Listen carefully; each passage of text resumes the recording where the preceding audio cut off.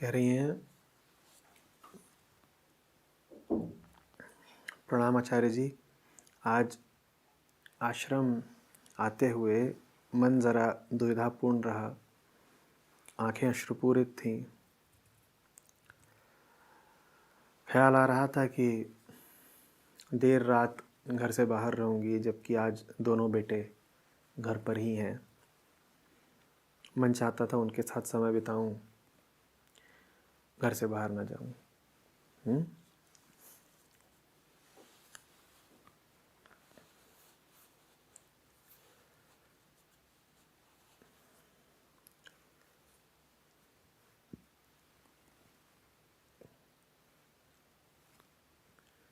जो आप अपने आप को मानते हैं उसी के अनुसार आपको विचार आते हैं। जो आप अपने आप को मानते हैं उसी के अनुसार आपके लिए क्या अच्छा है क्या बुरा, ये आप निर्धारित कर लेते हैं। और जो आप अपने आप को मानते हैं उसी के अनुसार आपके कर्तव्य तय हो जाते हैं। ठीक। होने को आप 50 अलग अलग चीज़ें हो सकते हैं। होने को आपकी न जाने कितनी भांति भांति की पहचानें हो सकती हैं, और हर पहचान के अनुसार हमने कहा विचार आ जाएंगे, अच्छे बुरे सही गलत का ख्याल पैदा हो जाएगा, भावनाएं उठने लगेंगी, कर्तव्य और कर्म निश्चित हो जाएंगे। और हमने कहा कि बहुत सारी विभिन्न पहचानें हो सकती हैं आपकी।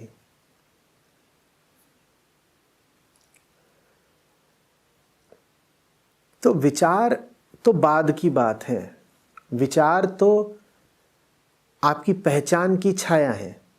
जो आपने अपनी पहचान बनाई उसी के अनुसार आपको विचार आ गए, और जो विचार आ गए उसी के अनुसार आगे आपके कर्म भी हो जाएंगे, है ना।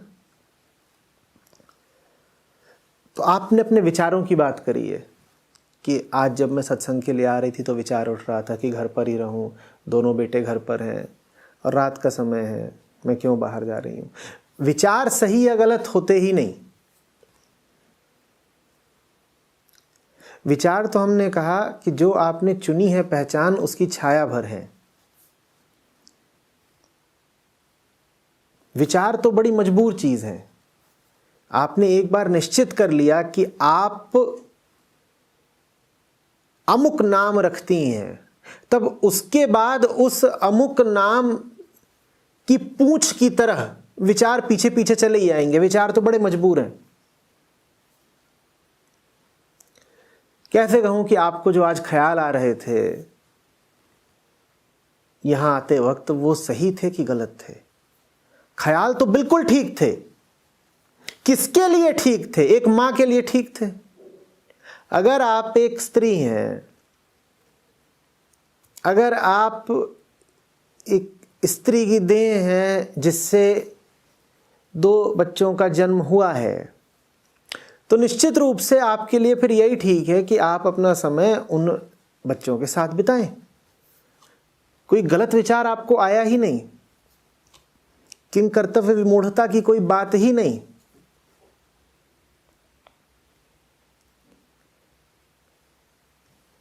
एक मां को क्या शोभा देता है? बच्चे के साथ होना। मां और क्या करेगी?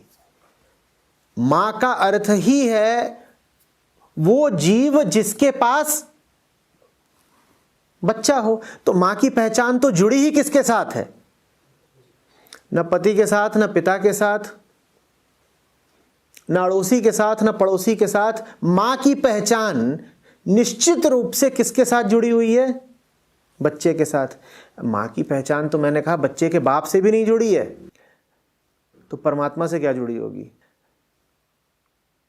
मां का सत्य से, परमात्मा से, मुक्ति से क्या लेना देना, मुझे बताओ। एक स्त्री है जो कहती है कि वो मां है, अब दो इकाइयों को ले लो, एक बच्चा और दूसरे को हम नाम दे देते हैं सत्य। उस स्त्री के पास सत्य ना हो तो भी वो मां रही आएगी या नहीं? स्त्री के पास सत्य ना हो तो भी वो मां तो बनी ही रहेगी। लेकिन स्त्री के पास सत्य हो और बच्चा ना हो तो अब क्या वो मां कहला सकती है? जल्दी जवाब दो। नहीं कहला सकती। तो मां के लिए फिर क्या जरूरी है, सत्य या बच्चा? तो जब भी आप मां होंगी तो आपके लिए चुनाव बहुत स्पष्ट होगा। सत्य को लगाओ आग, बच्चा किधर है मेरा? बच्चा चाहिए। क्योंकि बिना सत्य के भी आप मां बनी रहेंगी, कोई आक्षेप नहीं करेगा, कोई आपत्ति नहीं करेगा, कोई नहीं कहेगा कि तुम्हारे पास ना सत्य है, ना मुक्ति है, ना बोध है, ना भक्ति है, तुम कैसी मां हो? मां होने के लिए ना सत्य चाहिए, ना बोध चाहिए, ना भक्ति चाहिए, अपनी देह चाहिए और बच्चा चाहिए। तो जब आप ये तय ही कर लें कि आप मां हैं तो उसके बाद विचारों की भी बहुत जरूरत नहीं, फिर तो निर्णय हो गया, फिर तो मामला साफ है। न सत्संग, न बोध, न भक्ति, बच्चे। और आप ये निर्णय बिल्कुल कर सकती हैं कि आप मां हैं। आप ये तय कर लें कि आप मां ही हैं, तो किसी को अधिकार नहीं है आपके निर्णय को गलत ठहराने का। जीव को अस्तित्व में पूरी स्वतंत्रता है, वो अपने आप को कुछ भी मान सकता है और वो अपने आप को जो भी कुछ मानेगा उसके विरुद्ध कोई आपत्ति नहीं करने आएगा।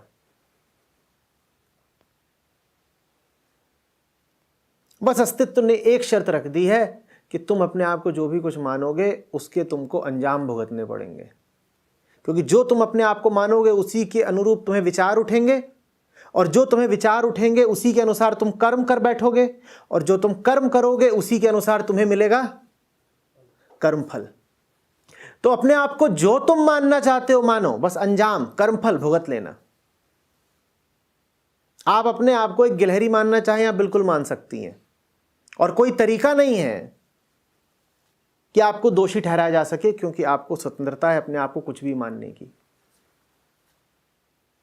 मैं आपसे कहूंगा अपने आप को आप गिलहरी मान सकते हैं तो देखिए आप मुस्कुरा दिए।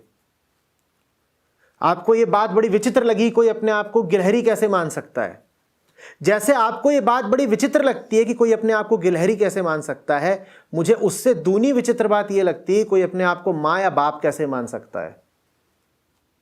आप मुस्कुरा देते हो ये कह के कि अरे हम गिलहरी थोड़े ही हैं, हम तितली थोड़े ही हैं, हम गिरगिटान थोड़े ही हैं, हम पत्थर या पहाड़ थोड़े ही हैं। और मैं मुस्कुरा देता हूं जब आप अपने आप को कभी बताते हैं कि मैं किसी का बच्चा हूं, किसी का बाप हूं, किसी की मां हूं, किसी की पत्नी हूं।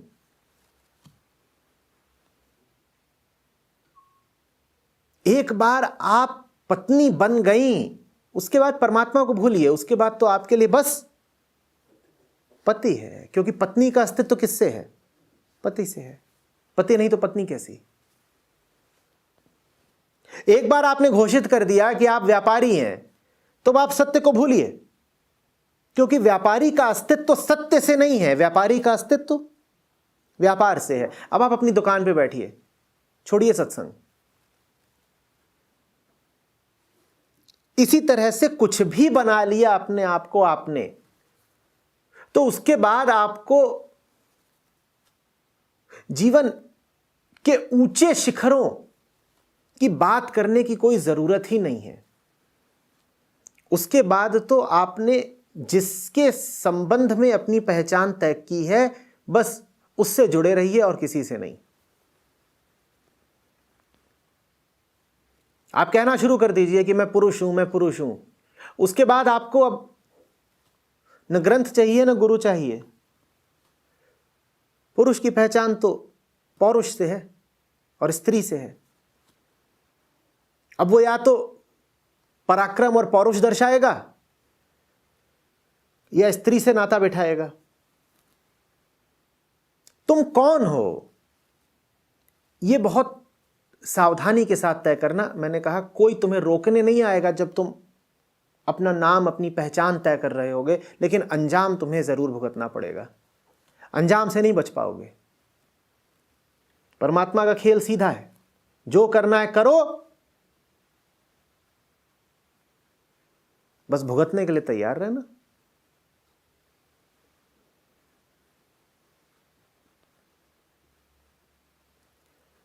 मां बनकर के आपको सुकून मिलता हो तो आप सब कुछ छोड़ छाड़ करके सिर्फ मां ही बन जाएं।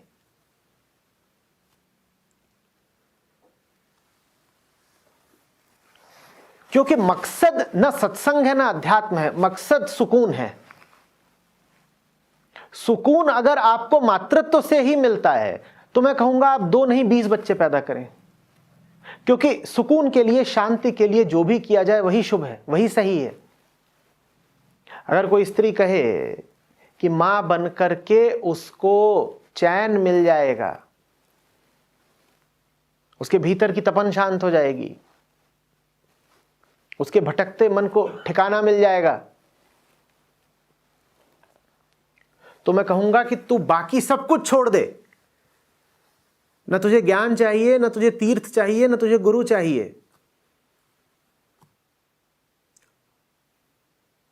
तुझे तो फिर सिर्फ बच्चे की तरफ जाना चाहिए।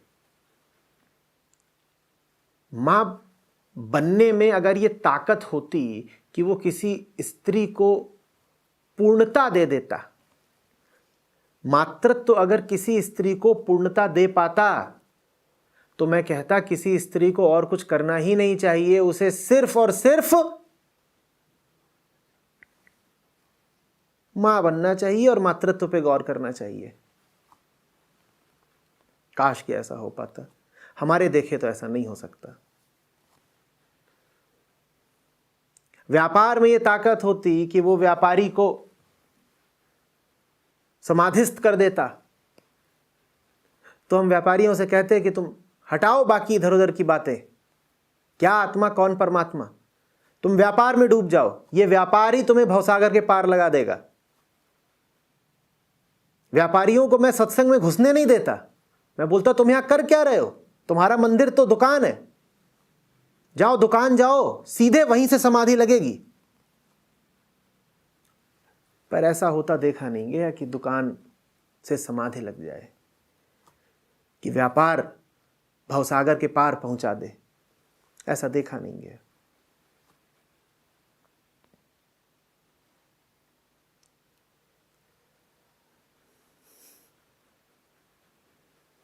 मां और बाप तो पशु भी बनते हैं ना, और मां बनने के बाद भी पशु तो पशु ही रह गए। कोई नहीं पशु है जो प्रजनन नहीं करता। प्रजनन से अगर जीवन में फूल खिल जाते, प्रजनन से अगर जीवन में चांद सितारे उतर आते, तो फिर तो बहुत आसान था।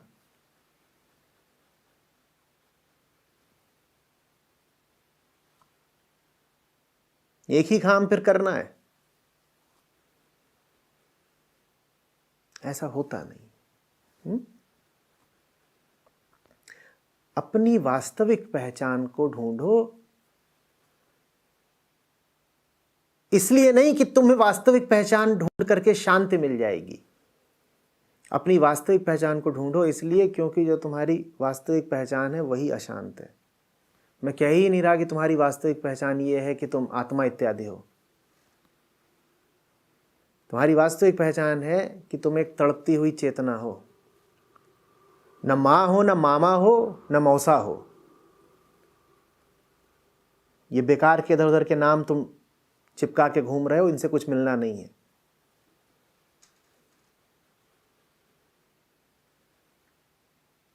तुम कौन हो ये गौर से देखो, वहीं पे तकलीफ है तुम्हारी, वहीं पे तुम्हारा दर्द बैठा हुआ है। जब वो बन जाओगे तो ये भी जान जाओगे कि तुम्हारी तकलीफ का इलाज क्या है। अगर एक क्षुब्ध, अतृप्त, प्यासी, तड़प हो तुम,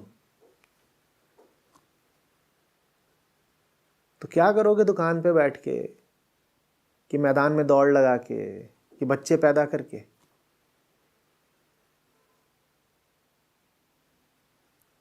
फिर तो तुम्हें कुछ और चाहिए ना।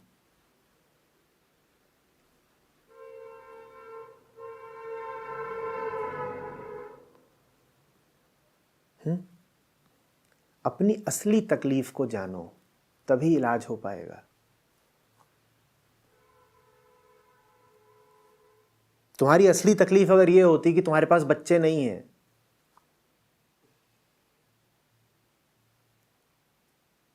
तो फिर बच्चे पैदा करके वो तकलीफ चली गई होती, और जितने बच्चेदार लोग हैं वो तकलीफों से आज़ाद दिखाई देते। जब तक तुम्हारे पास बच्चे नहीं होते हैं तब तक तुमको यही लगता है कि तुम्हारी असली तकलीफ यही है कि तुम्हारे पास बच्चे नहीं हैं। जिनके पास बच्चे नहीं हैं उनके पास जाकर देखो, वो कहेंगे और सब कुछ दिया ऊपर वाले ने, कोई कमी ही नहीं छोड़ी है, रहमत है, बरकत है, बस आंगन में किलकारियां नहीं दी।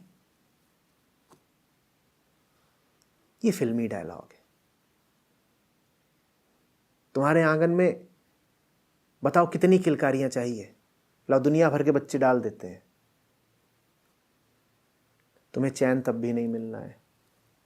बेचैनी को तुम तरीके तरीके से छुपाते फिरते हो। जब बच्चा नहीं था तो तुमने कह दिया कि बच्चा नहीं है इसलिए बेचैन है। जब आ गया बच्चा तो कह दोगे एक बच्चा है इसलिए बेचैन है। जब 4 बच्चे हो जाएंगे तो कहोगे अब 4 हैं इसलिए बेचैन है। 4 नहीं हुए, 2 ही हुए तो कहोगे अब बच्चे बड़े हो रहे हैं इसलिए बेचैन है। तुम बेचैन रहने का कोई ना कोई बहाना ढूंढ लोगे। बेचैनी की वास्तविक वजह है दूसरी, पर तुम बताओगे ये कि बेचैनी इसलिए है क्योंकि रुपया कम है, प्रतिष्ठा कम है, बच्चे कम है, या कोई भी और झूठी बात। ये सब झूठी बातें हैं। इन बातों से किसी को चैन नहीं मिला, बिल्कुल कभी नहीं।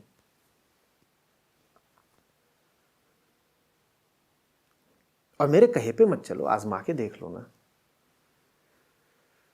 जिन जिन बातों से तुम्हें लगता हो कि तुम्हें सुकून मिल जाएगा, जाओ सबको हासिल कर लो। हासिल करने के बाद बड़ी ठंडक पड़ जाए तो कहना आचार्य जी बेवकूफ।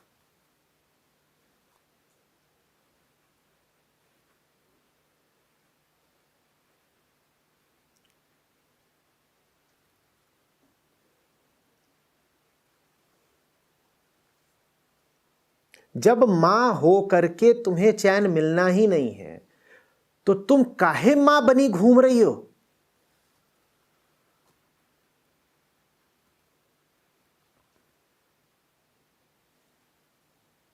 उस चीज को पकड़ो ना जिससे तुम्हारी तड़प शांत हो जाए। मां बन गई ना, बहुत चैन मिल गया। बच्चे बिल्कुल छोटे छोटे तो होंगे नहीं, कल परसों तो आप मां बनी नहीं है। बड़े बच्चे हैं, 10-15 साल आप पहले मां बनी थी, 10-15 साल बिल्कुल समाधि में बीते हैं। क्या पा लिया मातृत्व से, बताओ तो।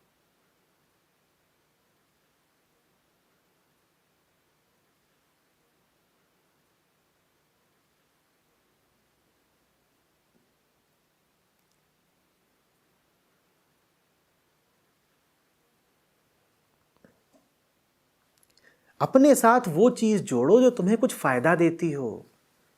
मां का नाम तुम्हें कोई फायदा नहीं देगा।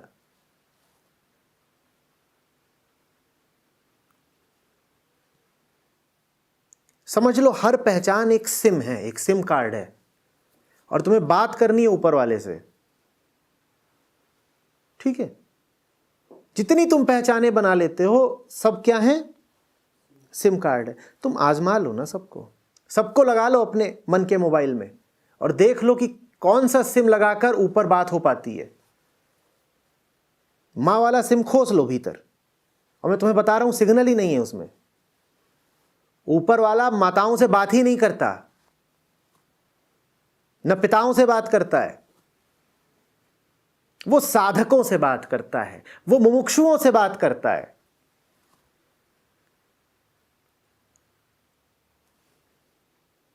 तुम साधना करने बैठो तो वो बात कर लेगा। साधना का सिम लगाओ फिर उससे बात हो पाएगी।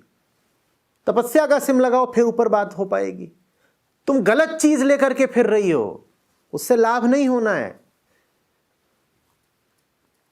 ये ऐसी सी बात है कि तुम फ्रांस जाओ और वहां तुम बैठ के किताब पढ़ रही हो कि हिंदी के माध्यम से अरबी सीखें। तुम जो किताब पढ़ रही हो जीवन भर भी पढ़ती रहो तो भी फ्रांस में किसी से बात नहीं कर पाओगी। किताब ही गलत है, लेकिन उस किताब से तुम्हें बड़ा मोह है। तुम लगी हुई हो एक ऐसी चीज धारण करने में जिसको धारण करने से ध्यान नहीं लगने का, जिसको धारण करने से समाधि नहीं मिलने की।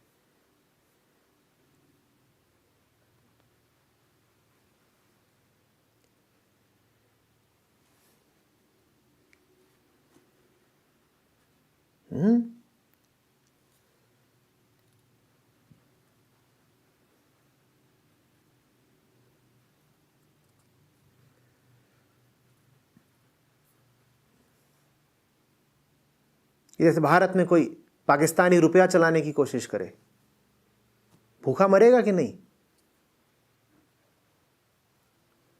परमात्मा के दरबार में ये सब नोट चलते ही नहीं कि तुम्हारे नोट पे लिखा हुआ है मां।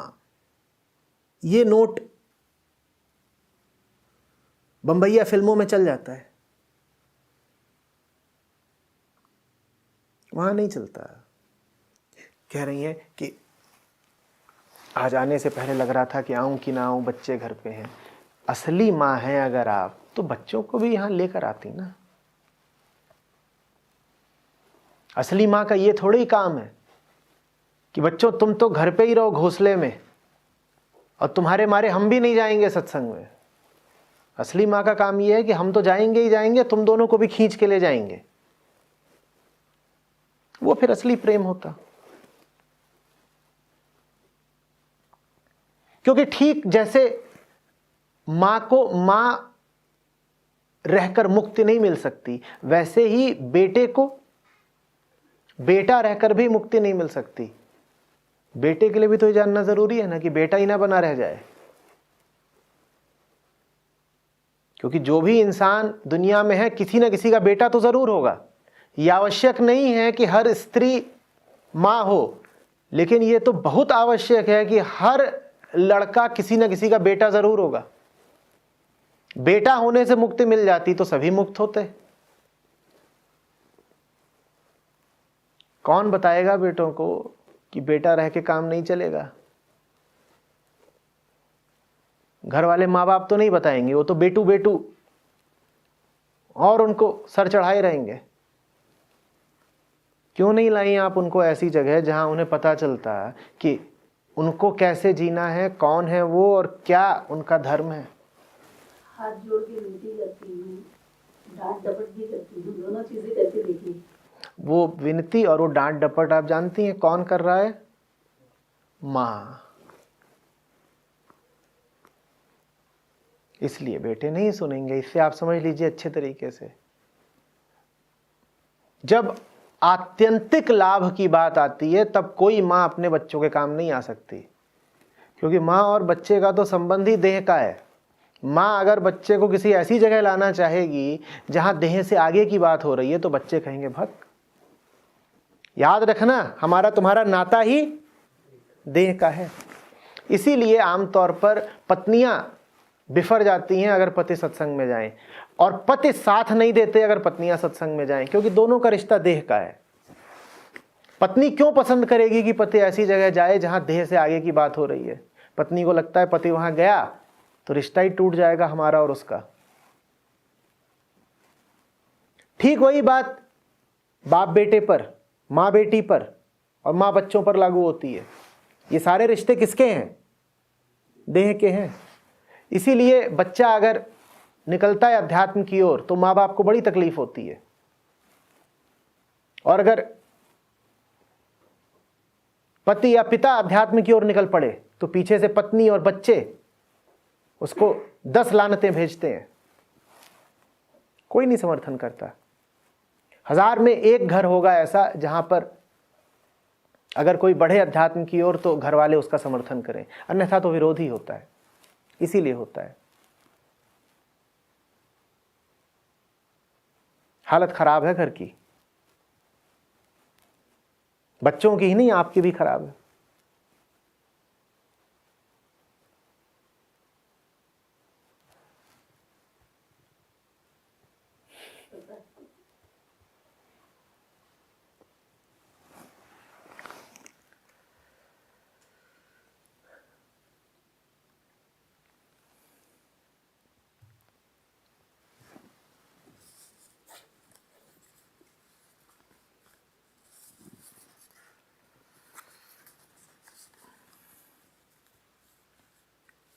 क्यों खराब है? क्योंकि आप मां हैं।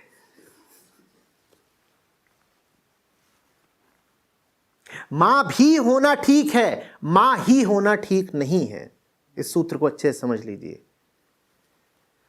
मां होना आपकी एक अतिरिक्त पहचान हो सकती है, एक गौण पहचान हो सकती है।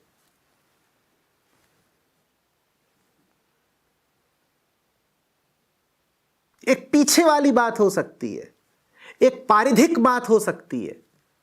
पहली बात नहीं हो सकती, पहली पहचान नहीं हो सकती, केंद्रीय पहचान नहीं हो सकती, प्रथम पहचान नहीं हो सकती। मैं ये नहीं कह रहा हूं कि आप मां नहीं हैं, मैं आपसे कह रहा हूं मां आप बाद में हैं, पहले आप कोई और हैं। आपने तो बोगी को इंजन बना दिया, अब तो चल चुकी ट्रेन। पहले वाले को तो पहले ही रहने दीजिए ना। सर्वप्रथम आप क्या हैं आप भूल गई। सर्वप्रथम ना आप मां हैं, ना बेटी है, ना पत्नी है, ना कुछ और है। सर्वप्रथम आप क्या हैं ये याद रखिए। उसके बाद जैसे ट्रेन में बहुत डब्बे लगे होते हैं, तमाम आपकी पुछल्ली पहचाने हैं। उसके बाद आप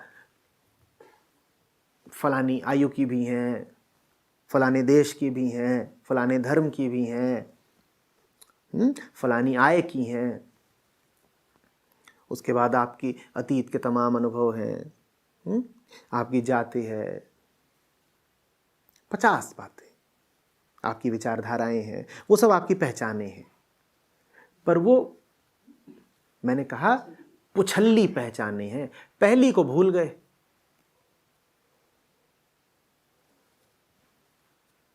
जब मैं कह रहा हूं पहले को याद रखो तो मेरा मतलब ये नहीं है कि खाली इंजन दौड़ा दो, डब्बे भी होंगे ही होंगे उसमें। पीछे वाली पहचानों को काट देने को नहीं कह रहा हूं कि तुम गए और इंजन से सारे बाकी डब्बे काट दिए और कहा बस हम एक अपूरित चेतना मात्र हैं और बाकी हमारी कोई पहचान ही नहीं है। नहीं, तुम देह भी हो। अगर देह नहीं हो तो पानी काहे पीते हो, खाना काहे खाते हो? तुम बाकी सब चीजें भी हो, अतिरिक्त रूप से हो, एडिशनली हो। उसको पहली बात मत बना लो।